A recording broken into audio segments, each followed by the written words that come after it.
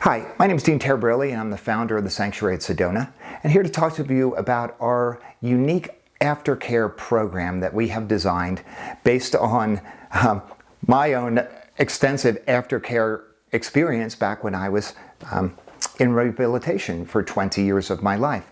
And so the typical models are, hey, we've got AA and 12-step support groups, which are great if you resonate with that. You know, go to 90 meetings in 90 days, get a sponsor, etc. And then there's the stay in maybe a step down, but still residential. So I'm going to extend my time. The programming is less intensive, gives me a chance to sort of integrate a little bit, you know. Then there's the sort of IOP things, very intense things. I sleep at home and I go to treatment during the day. All have valid points.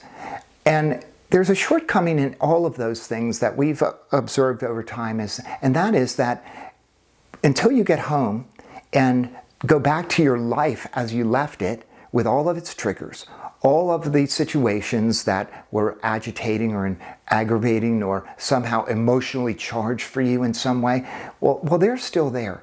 So our aftercare program is a month of weekly calls with one of the therapists that you've worked with in your residential treatment at the sanctuary. So you don't have to start over. There's familiarity there and continuity of care.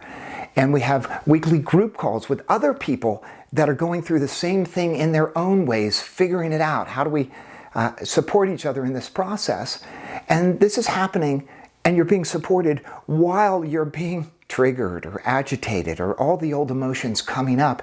And we found that that's real life aftercare that happens during real life.